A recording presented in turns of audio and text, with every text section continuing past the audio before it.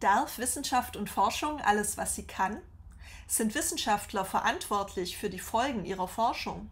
Und wenn ja, wie können sie diese Verantwortung am besten übernehmen? Mögliche Antworten und Begründungen erhältst du in diesem Clip. Die Freiheit von Wissenschaft und Forschung ist ein Grundpfeiler der Aufklärung und des technischen Fortschritts. Dahinter steht die Idee, dass nur eine freie Wissenschaft ungehindert forschen und nach Lösungen für die Probleme der Menschheit suchen kann. Die Freiheit von Wissenschaft und Forschung wird unter anderem durch den Artikel 27 der Allgemeinen Erklärung der Menschenrechte und den Artikel 15 des UNO-Menschenrechtsabkommens geschützt. Im Artikel 5 Absatz 3 Satz 1 des Grundgesetzes für die Bundesrepublik Deutschland heißt es: Kunst und Wissenschaft, Forschung und Lehre sind frei. Aber galt und gilt dieser Grundsatz eigentlich immer und überall? Die Antwort hierauf ist ein klares Nein. In der Geschichte wurde die Freiheit der Forschung teilweise massiv beschränkt. Grund hierfür waren meist religiöse und ideologische Gründe. Vor allem die katholische Kirche schränkte die Freiheit von Wissenschaft und Forschung ein. Galileo Galilei bewies beispielsweise, dass sich die Erde um die Sonne dreht. Dieses neue heliozentrische Weltbild sorgte besonders in der katholischen Kirche für Aufruhr, da es der Bibel widersprach. Galileo wurde verboten, seine Lehre zu verbreiten. Seine Schriften wurden auf den Index, die Liste der verbotenen Literatur, gesetzt. Er wurde aufgrund seiner Erkenntnisse von der Inquisition verurteilt und bis zu seinem Tod 1642 unter Hausarrest gestellt. Auch Charles Darwin galt mit seiner Evolutionstheorie damals als Ketzer, seine Theorie als Irrlehre. Er hatte die Theorie aufgestellt, dass sich die Erde erst im Laufe von vielen Millionen Jahren entwickelt hat und nicht von Gott in 6 Tagen geschaffen wurde. Aus Angst vor den Reaktionen der englischen Geistlichen veröffentlichte er die erste Auflage von The Origin of Species über die Entstehung der Arten erst 1859, ganze 20 Jahre nach der Rückkehr von seiner Forschungsreise auf der Beagle. Die katholische Kirche ignorierte Darwins Erkenntnisse lange Zeit. Erst 1996 erklärte Papst Johannes Paul II. Die Evolutionstheorie für mehr als eine Hypothese. Aber auch heute noch wird die Wissenschaftsfreiheit in manchen Ländern, vor allem in China, Indien, der Türkei, Venezuela, im Jemen und in Iran, aus politischen, religiösen oder ideologischen Gründen massiv eingeschränkt. In China werden beispielsweise Vorlesungsinhalte und Lehrmaterialien von ausländischen Gastdozenten Vorprüfungen unterzogen. Bei diesen Vorprüfungen wird kontrolliert, ob die Lehrinhalte mit den Vorgaben der kommunistischen Partei übereinstimmen. In Iran ist derzeit der schwedisch-iranische Forscher Dr. Djalali inhaftiert und wartet auf die Vollstreckung der Todesstrafe. Er wurde im Oktober 2017 wegen Verdorbenheit auf Erden zum Tode verurteilt. Mehrere andere Wissenschaftler, vor allem solche mit doppelter Staatsbürgerschaft, sitzen ebenfalls hauptsächlich aus politischen Gründen in iranischen Gefängnissen. Die iranische Regierung will so Informationen kontrollieren und wissenschaftliche Verbindungen oder die Wissensproduktion mit europäischen und demokratischen Ländern schwächen.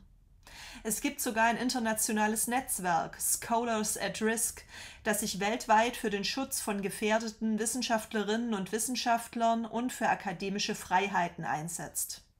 Und auch Wissenschaftler in demokratischen Ländern erheben den Vorwurf, dass ihre Freiheit aus ideologischen Gründen eingeschränkt würde. Political Correctness führe zu einer Cancel Culture und in Verbindung mit der Ökonomisierung der Wissenschaft zu einem zunehmenden Konformitätsdruck und einer Selbstzensur der Wissenschaft. Diese Beispiele zeigen, dass Wissenschaftsfreiheit keineswegs selbstverständlich war und ist. Sie zeigen aber auch, dass sich wissenschaftliche Erkenntnisse nicht dauerhaft durch politische oder religiöse Ideologien aufhalten lassen. Traditionell wird zwischen Wissenschaft und Werten strikt getrennt. Wissenschaft hat die Aufgabe, reines und wertfreies Wissen zu produzieren. Die Anwendung dieses Wissens und damit auch die Verantwortung für mögliche negative Konsequenzen liegt in den Händen von Gesellschaft und Politik. Eine Vermischung von Wissenschaft und Werten würde die Objektivität von Wissenschaft gefährden. Dabei wird jedoch zwischen epistemischen und nicht-epistemischen Werten unterschieden. Epistemische Werte sind wissenschaftsinterne Werte. Diese Werte sind legitim, denn sie regeln den Wissenschaftsbetrieb, die Veröffentlichungspraxis und garantieren damit die Produktion von verlässlichem Wissen. Umstritten sind jedoch die nicht-epistemischen Werte wie persönliche Einstellungen, religiöse Überzeugungen oder moralische Maximen. Die Wissenschaftsfreiheit garantiert unter anderem die Unabhängigkeit der Wissenschaft von solchen nicht-epistemischen Werten.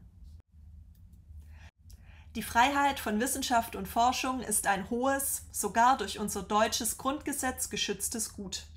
Gleichzeitig wird diese Freiheit jedoch immer wieder kritisiert.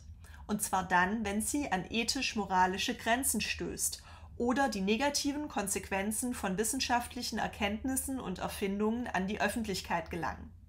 Es stellt sich dann die Frage nach der Verantwortung der Wissenschaft gegenüber der Menschheit und der außermenschlichen Natur. Wenn man nun aber Verantwortung von Wissenschaftlern und Forschern fordert, kann man schnell in Konflikt mit dem Wert der Freiheit von Wissenschaft und Forschung geraten. Was also ist wichtiger? Freiheit oder Verantwortung?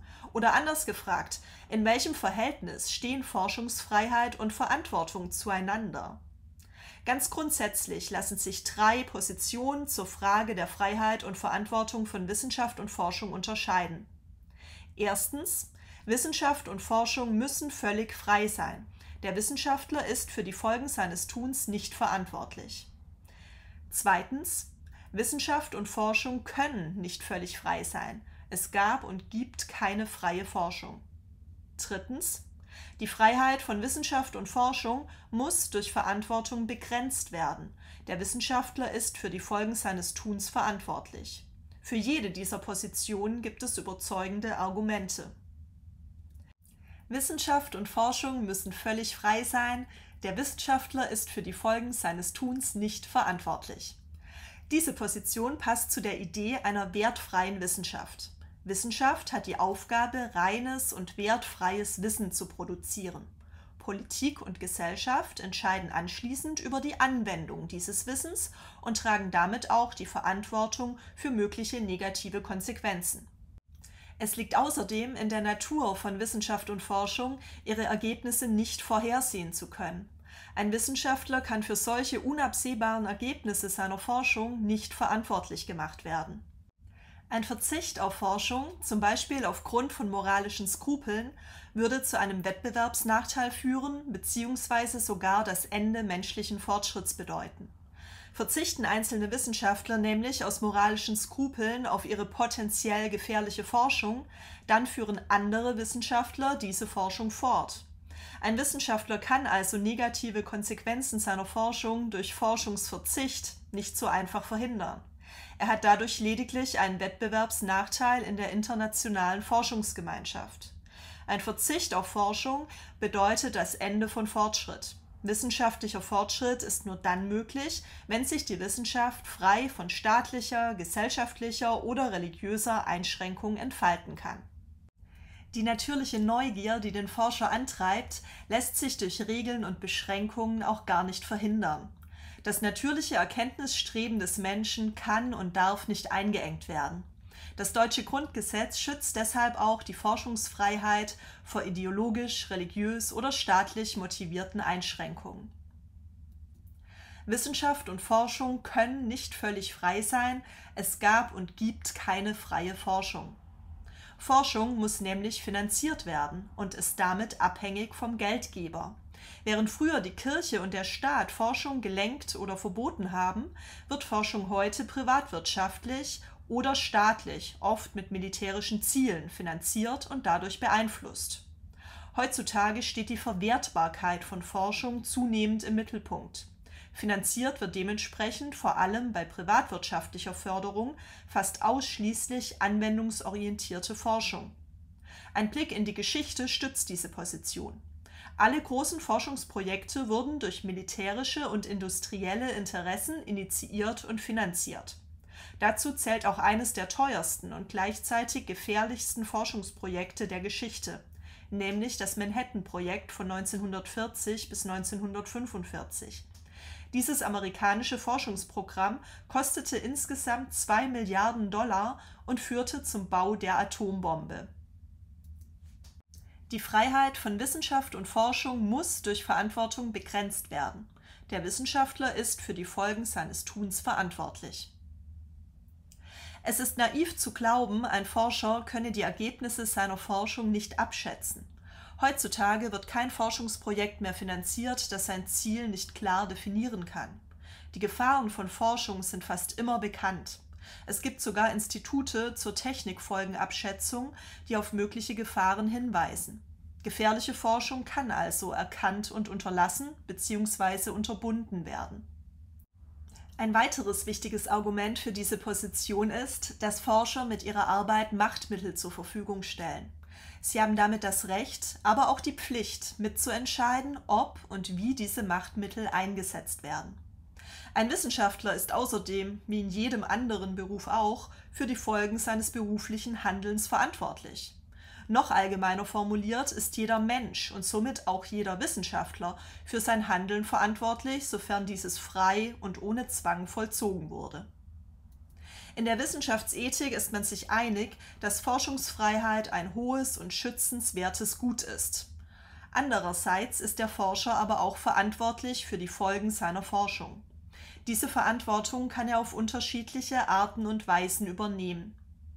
Er kann politisch Einfluss auf die Verwendung oder Anwendung der Forschung nehmen und öffentlich vor den Gefahren der Forschung warnen. Forscher stellen nämlich Machtmittel zur Verfügung, für deren Verwendung sie mitverantwortlich sind. Ein Beispiel für eine öffentliche Warnung vor den Folgen von Forschung ist die Göttinger Erklärung. 18 hoch angesehene Wissenschaftler, darunter die Nobelpreisträger Otto Hahn, Max Born und Werner Heisenberg, wandten sich 1957 in der gemeinsamen Göttinger Erklärung gegen die damals angestrebte Aufrüstung der Bundeswehr mit Atomwaffen und forderten eine umfassende Aufklärung der Bevölkerung über die Gefahren solcher Waffen. Forscher können sich außerdem einer allgemeinen Selbstverpflichtung ihrer Wissenschaft beugen. Sie akzeptieren also bestimmte bindende Kodizes und verpflichten sich damit, sich an ethische Standards zu halten und moralisch zweifelhafte Forschung zu unterlassen. Forscher kennen selbst nämlich am besten mögliche Risiken und Gefahren ihrer Forschung. Durch weltweit bindende Kodizes können sie gleiche Wettbewerbschancen in der Forschung sichern. Ein Beispiel für eine solche Selbstverpflichtung ist die Deklaration von Helsinki. Es handelt sich hierbei um eine Deklaration des Weltärztebundes zu ethischen Grundsätzen für die medizinische Forschung am Menschen. Diese Erklärung wurde 1964 verabschiedet und mehrfach revidiert. Die Erklärung gilt allgemein als Standard ärztlicher Ethik und wird in vielen Ländern angewendet. Der Forscher kann sich selbstverständlich auch ganz einfach an die gesetzlichen Vorschriften der Forschungsbeschränkung halten. Dann legt die Gesellschaft durch den Gesetzgeber fest, welche Forschung erlaubt sein soll. Dabei handelt es sich um ein demokratisches Prinzip der Forschungssteuerung. Durch Strafandrohung ist diese Maßnahme besonders wirksam. Ein Beispiel für gesetzliche Vorschriften der Forschungsbeschränkung ist das Embryonenschutzgesetz. Dieses regelt in Deutschland den Gebrauch von Embryonen und verbietet zum Beispiel die Forschung an in Deutschland gewonnenen embryonalen Stammzellen. Der Forscher kann aber auch freiwillig auf moralisch zweifelhafte oder gefährliche Forschung verzichten. Individuelle Verantwortung beruht nämlich immer auf einer persönlichen Entscheidung und kann nicht einfach an den Gesetzgeber oder eine Ethikkommission abgetreten werden. Ein Beispiel für einen solchen freiwilligen Verzicht auf moralisch zweifelhafte oder gefährliche Forschung sind ebenfalls die Göttinger 18. Die 18 Erstunterzeichner der Göttinger Erklärung verweigerten jede weitere Mitarbeit an der Entwicklung von Atomwaffen. Als Kernphysiker erforschten sie jedoch weiter die Kernenergie. Der Atomphysiker Hans-Peter Dürr, zuerst Mitarbeiter, dann Nachfolger von Werner Heisenberg als geschäftsführender Direktor des Max-Planck-Instituts für Physik und Astrophysik, wandte sich in späteren Jahren zunehmend von der theoretischen Physik ab und widmete sich erkenntnistheoretischen und gesellschaftspolitischen Fragestellungen. Er engagierte sich in mehreren ehrenamtlichen Organisationen und Netzwerken für Umweltschutz und Frieden. Wie ist deine Meinung? Sollte Wissenschaft und Forschung beschränkt werden? Oder sollte der Forscher selbst entscheiden dürfen, ob und auf welche Weise er Verantwortung übernimmt? Schreibe deine Meinung sehr gerne unten in die Kommentare.